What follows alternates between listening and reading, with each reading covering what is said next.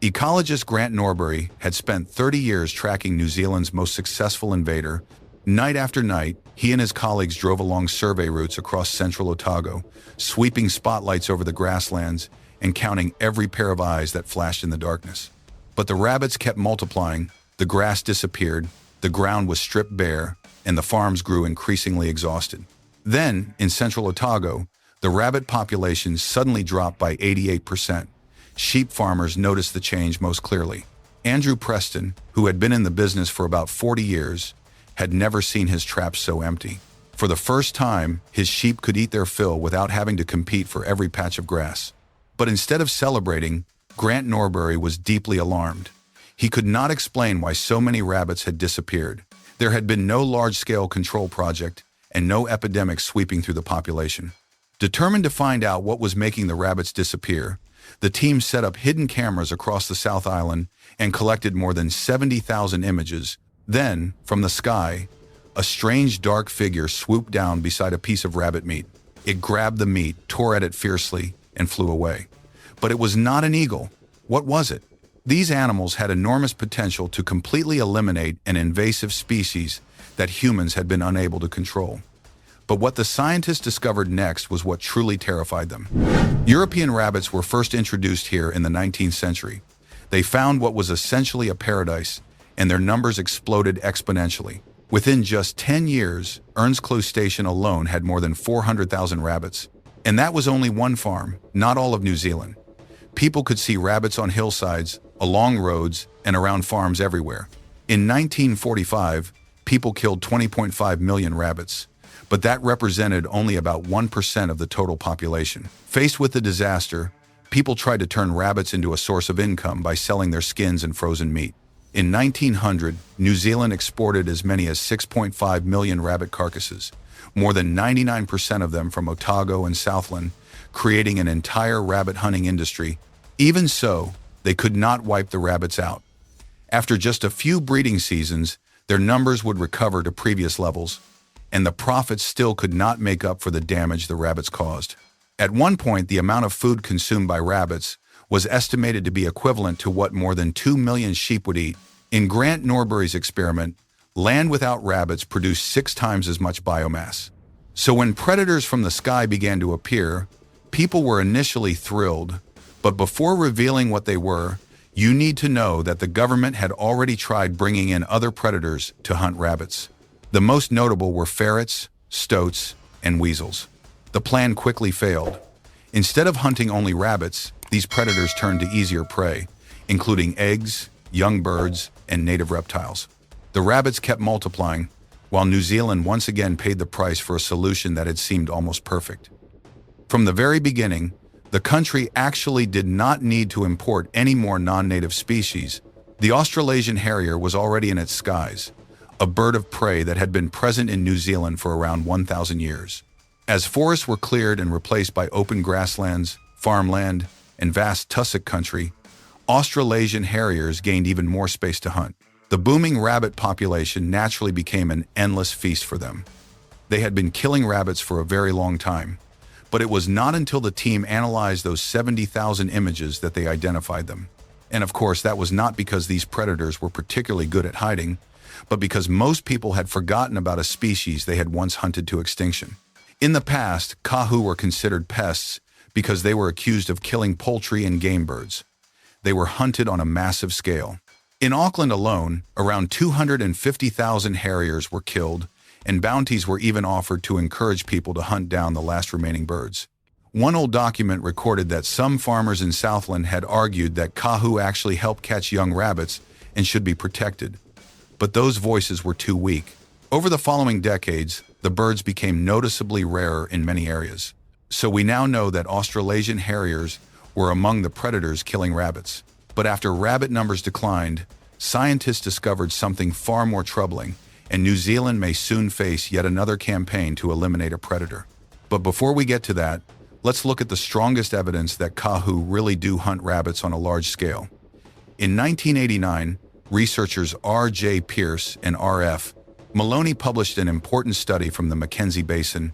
Had they monitored Australasian harriers around the Tekapo River during 1,000 985 1986, and analyzed the stomach contents of 239 birds from Cass Valley. The results showed that rabbits were not just an occasional meal, but one of their main food sources. At Tekapo, rabbit remains appeared in as many as 98.5% of the pellets regurgitated by harriers. In Cass Valley, rabbits were found in about 61–80% of stomachs, depending on the year. More importantly, the scientists did not find only fur and bones from rabbit carcasses. Most of the rabbits whose ages could be identified from the pellets were juveniles, small, vulnerable animals that were easy to attack shortly after leaving their burrows. While feral cats tended to kill larger rabbits, this pattern led Pierce and Maloney to conclude that harriers actively hunted most of the rabbits they ate, rather than simply flying down to scavenge carcasses. In fact, this had been observed much earlier. A 1949 study in Otago found rabbit remains in 90% of the 331 harrier stomachs examined. Across the open fields of the South Island during the breeding season, young rabbits would emerge from the grass while Kāhu circled overhead for hours, waiting for exactly the right moment to dive. They killed a great many rabbits.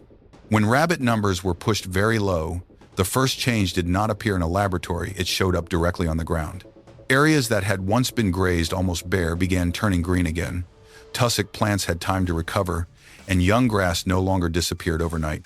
At Earnsclaw, Grant Norbury's experiment had shown that areas protected from rabbits produced 853 kilograms of dry plant matter per hectare, while areas where rabbits continued grazing produced only 139 kilograms. It was a striking demonstration of how much forage the land could regain once rabbit pressure disappeared. For farmers, that recovery translated into real money. At one station in the Mackenzie Basin, rabbit control costs had once reached 10–12 New Zealand dollars per stock unit. After the population was kept at low levels, that cost dropped to around $2–4.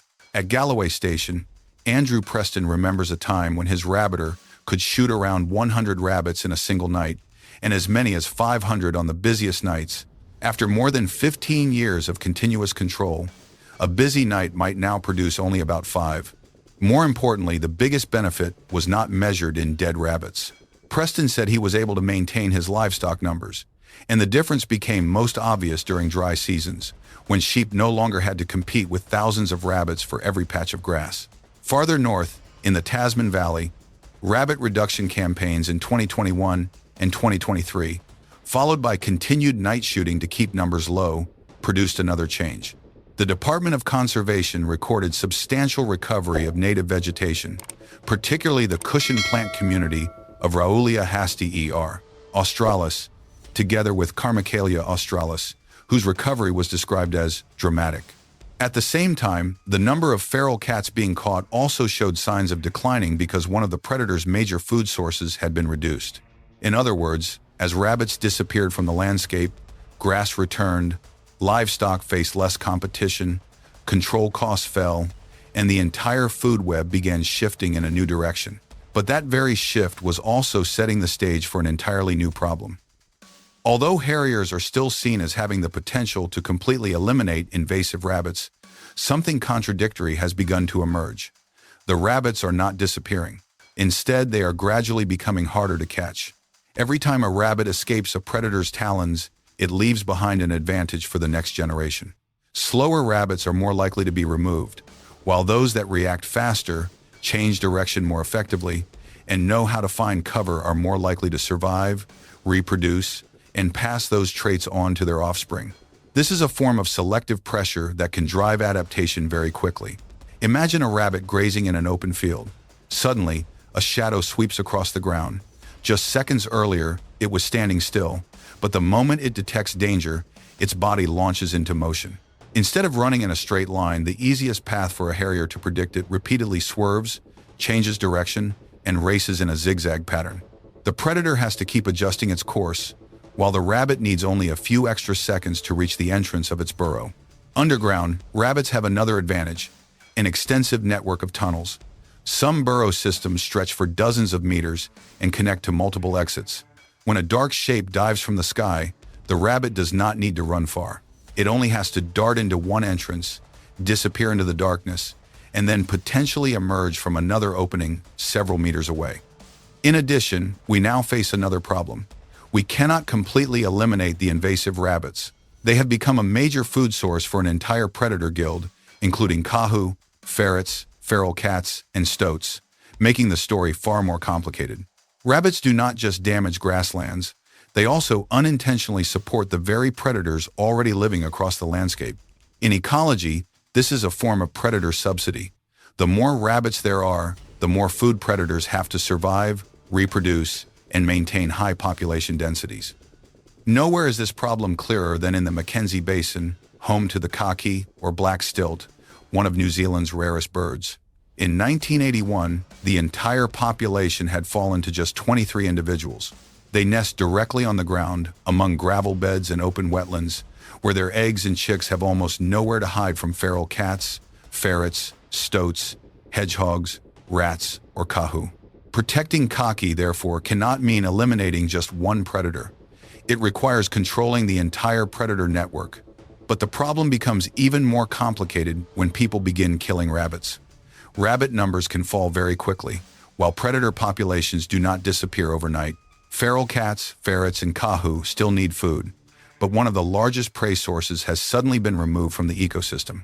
At that point, they may switch to hunting more vulnerable native species, especially ground-nesting birds. A DOC assessment identified 23 native vertebrate species that could be affected by a predator network supported by rabbits, including black stilt, wrybill, banded dotterel, black-fronted tern, New Zealand dotterel, brown teal, and several rare skink species. Yes, exactly as you are thinking. The more rabbits there are, the more opportunities predators have to survive and reproduce. And certainly, if harriers have an abundant supply of rabbits, their numbers can rise sharply. A single nest may raise 2-4 chicks, and when thousands of nests reproduce at the same time, the predator population can expand very quickly. The real problem only begins when rabbit numbers suddenly collapse.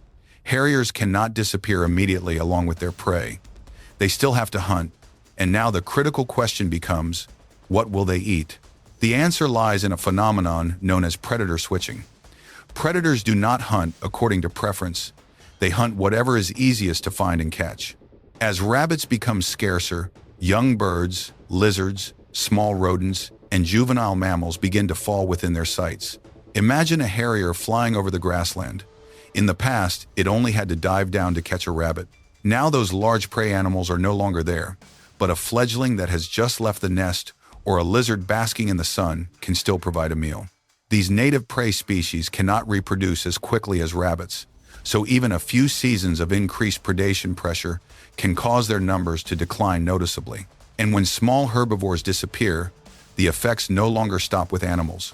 They are, in effect, the invisible gardeners of the grasslands, eating young shoots, seeds, and small shrubs, and helping prevent vegetation from growing out of control. When their numbers fall, shrubs begin to gain more space to spread. You can see this directly on the ground. Areas that were once covered in short grass gradually develop more and more shrubs, shading out the vegetation beneath them. Then a chain reaction begins. Shrubs change how much light reaches the ground, compete with grasses for water, and alter the habitat of many other species. The soil becomes drier, the vegetation changes, and the microbial community shifts along with it. One link disappears, and then the next link begins to move out of place. That is exactly what forced New Zealand to completely change the way it fights this problem. Instead of asking, how can we kill more rabbits? Conservationists began asking a much harder question. How do you remove millions of rabbits from the food web without causing the predators that depend on them to switch to native wildlife?